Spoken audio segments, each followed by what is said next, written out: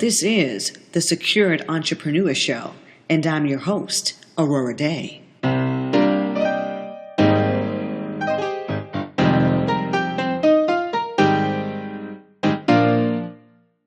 Welcome, and thank you for joining me here for the 5th episode of the Secured Entrepreneur Show.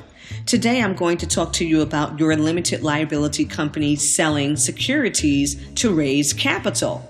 Many entrepreneurs are still unaware of the many benefits that come along with having a limited liability company. I'm Aurorah Dey. Protecting your business starts before you open for business. Your limited liability company is allowed to issue securities. The security can either be an equity interest in your company, such as a stock or a membership. There are 2 ways to go about doing this easily and legally. For starters, if your company wishes to sell securities, it must be registered with the Federal Securities and Exchange Commission, simply because securities sold in the U.S. must be registered. However, not all offerings of securities require registration with the Commission. Some exemptions from the registration requirements include, number 1, private offerings to a limited number of persons or institutions. Number 2, offerings of limited size. Number 3, intrastate offerings. And number 4, securities of municipal, state, and federal governments. Let me explain what this is about. If your limited liability company sold interest to a small group of individuals without advertising it, the limited liability company can fall into a private offering exemption, which means that your company is exempt from having to register with the Securities Exchange Commission in order to raise some needed capital.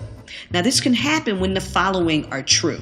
Number 1, all persons to whom offers are made are financially astute, are participants in the business, or have a substantial net worth. Number 2, no advertising or general solicitation is used to promote the stock. Number 3, the number of persons to whom the offers are made is limited. Number 4, the shares are purchased for investment and not for immediate resale.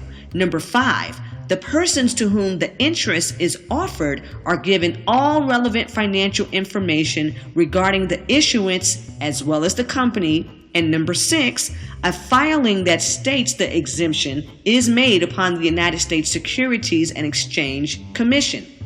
Now, if your limited liability company is only offering its securities in one state, it may also be exempt from federal securities laws because federal laws only apply to interstate commerce.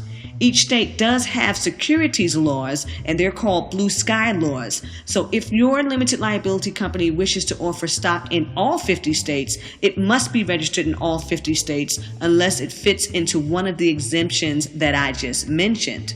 This is such a great way to raise capital, and you can learn everything there is to know about this in the LLC Basics course that will be available to you guys within the next few days at AurorahDayConsulting.com. I would also encourage you to visit sec.gov to familiarize yourself with these procedures. All right, I'm ready to get into the next episode, so please feel free to leave your comments and questions and subscribe here on iTunes, and visit me, Aurorah Dey, on Google+, as well as AurorahDayConsulting.com, AurorahDey Consulting.com. Until next time.